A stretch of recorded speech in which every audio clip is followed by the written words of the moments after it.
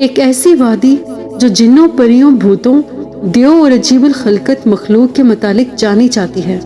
ایسا پہاڑ جہاں ہمیشہ اندھیرا رہتا ہے، چاند سورج کی روشنی وہاں کبھی نہیں پہنچتی، وہ وادی جہاں آج تک کوئی شخص نہیں پہنچ سکا۔ کیا یہ وادی جنوں کا دیش ہے یا کسی اور دنیا میں جانے کا کوئی پراسرار راستہ؟ کوئی کاف کا نام سامنے آتے ہی کوئی گمشدہ عربی کہانیاں ذہن میں جاگ اٹھتی ہیں، ایسی کہانیاں جو بادشاہوں کی حسین شہزادیوں سے شروع ہو کر جنوں اور پریوں کے زیر قبضہ ہیبت ناک قلعوں اور طلسم سے جڑی ہوتی ہیں۔ ایسی کہانیوں کا مرکز عام طور پر یہ ہوتا ہے کہ فلاں ملک کے طاقتور بادشاہ کی حسین اور نرم و نازک شہزادی کو فلاں جن یا دیو نے اغوا کیا اور کوئی کاف کے کسی وادی کے تاریک محل میں لے جا کر قید کر دیا۔ اس طرح کی کہانیاں ہندوستان، ایران اور عرب علاقوں کے افسانوی اور ادبی کتابوں میں اہم مقام رکھتی ہیں۔ تحریری شکل میں موجود ہونے کے علاوہ یہ داستان سینہ با سینہ روایتوں کی شکل میں بھی منتقل ہوئی ہیں۔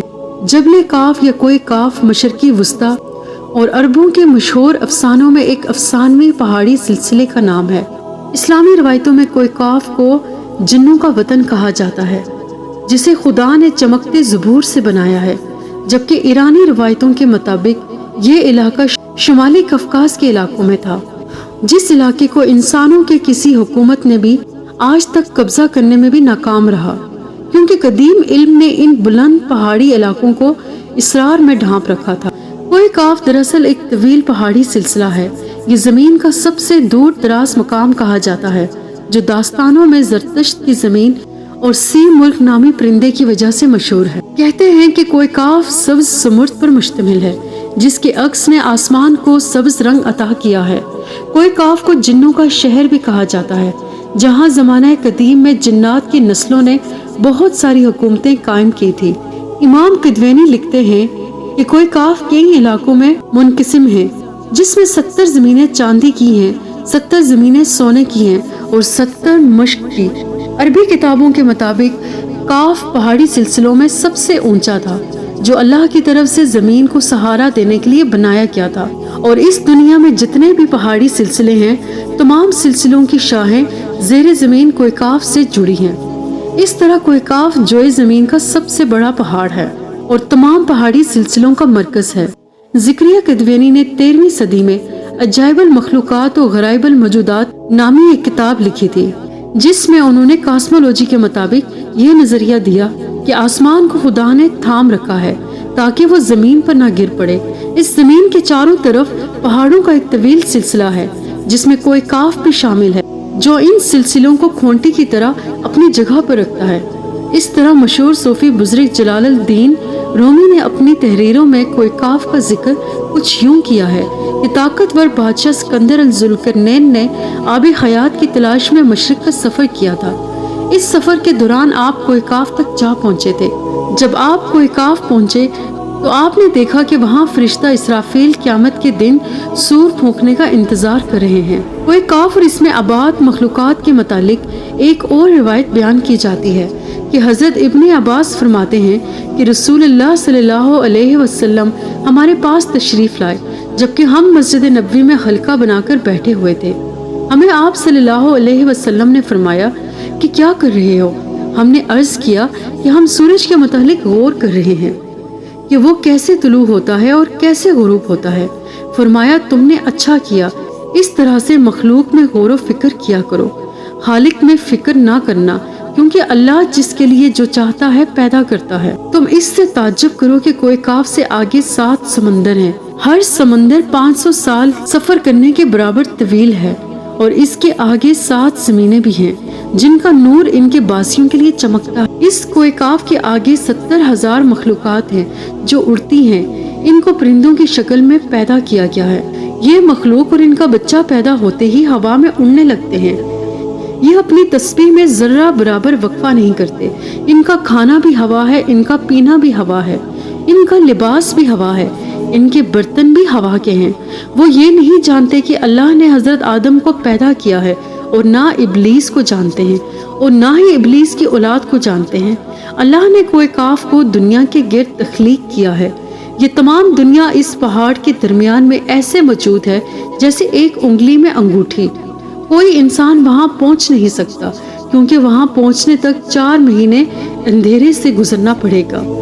یہ وہ پہاڑ ہے جہاں کوئی سورج نہیں، کوئی چاند نہیں، یہاں تک کہ یہ لوگ چاند اور سورج کے بارے میں بھی نہیں جانتے کہ اللہ نے چاند اور سورج بھی تخلیق کی ہیں۔ جو روشنی ان تک پہنچتی ہے وہ کاف پہاڑ کی روشنی ہے، اور وہاں موجود لوگ جڑی بوٹیاں کھاتے ہیں اور ان کے بدن پر کوئی کپڑا نہیں ہوتا۔ صحابہ نے پوچھا، یا رسول اللہ، کیا وہ لوگ فرشتے ہیں؟ آپ نے ارشاد فرمایا، نہیں، وہ فرشتے نہیں، لیکن اللہ سے ان کی فرمانبرداری بالکل فرشتے کی طرح ہے۔ پھر آپ نے فرمایا کہ معراج کی رات ان کی ملاقات کوہ کاف کے لوگوں سے ہوئی تھی، اور وہاں کے لوگوں نے آپ صلی اللہ علیہ وسلم کی دعوت کو قبول کیا اور وہ مسلمان ہو گئے۔ صوفیہ کرام کے نزدیک دراصل کوہ کاف اس زمین میں موجود کوئی پہاڑ نہیں، بلکہ کوہ کاف سے مراد عالم مثال میں واقع وہ پہاڑی سلسلہ ہے جو بذریعہ کشف اولیاء کرام کے مشاہدے میں آتے ہیں، جیسا کہ خواجہ فرید الدین عطار جیسے صوفیہ نے اس تصور کا مشاہدہ کیا ہے۔ طریقت میں کوہ کاف کے شعور کا ایک دائرہ اور مرید کا حد سمجھا جاتا ہے، جسے پا کر بندہ فنافی اللہ کے درجے تک پہنچ جاتا ہے۔ بہت سارے لوگوں کا یہ ماننا ہے کہ یہ لفظ کاف کسی چیز کی مرکز کو ظاہر کرتا ہے، اور یہ لفظ اتنا مقدس ہے کہ قرآن میں پوری ایک سورہ کا نام سورہ کاف ہے، جو اس کوہ کاف کے پہاڑ کی طرف اشارہ کرتا ہے۔ اس سورہ میں اللہ کی وحدانیت، موت اور زندگی کا نظریہ پیش کیا گیا ہے۔ کوہ کاف جغرافیائی اعتبار سے ہماری اس زمین میں کہاں موجود ہے، اس کے متعلق مختلف نظریات پائے جاتے ہیں۔ زیادہ تر مورخین کا اس بات پر اتفاق ہے کہ عربی داستانوں کی کوہ کاف دراصل موجودہ روس میں قفقاز یعنی کوکاسس نامی ایک پہاڑی سلسلہ ہے۔ یہ علاقہ یورپی روس کے بحر اسود اور بحر قزوین کے درمیانی حصہ ہے، جس میں آرمینیا، آذربائیجان، داغستان، روس اور چیچینیا جیسے ملک شامل ہیں۔ یہ علاقہ قدرتی حسن سے مالا مال ہے، جہاں جانوروں اور پرندوں کی بے شمار اقسام پائی جاتی ہیں۔ جھیلیں، آبشاریں اور چھوٹے چھوٹے چشمے دیکھ کر ایسا معلوم ہوتا ہے گویا جنت زمین پر اتر آئی ہے۔ یہاں انسانی آبادی بہت ہی کم ہے۔ یہ پہاڑی سلسلہ ایشیا کو یورپ سے جدا کرتا ہے۔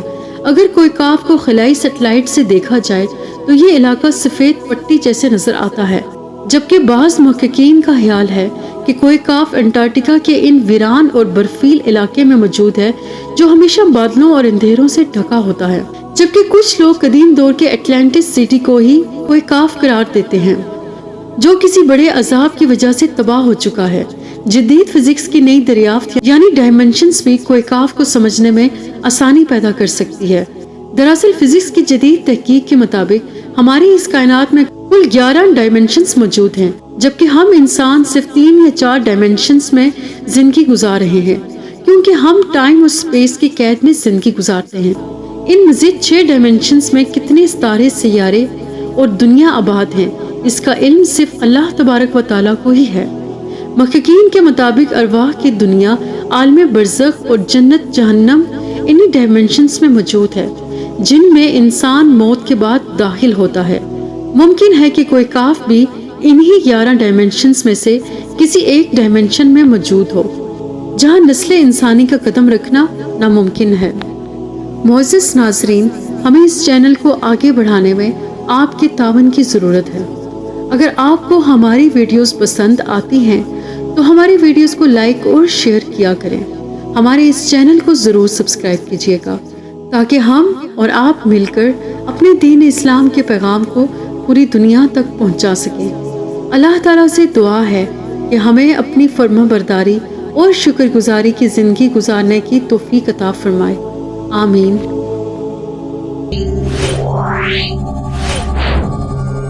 Yeah.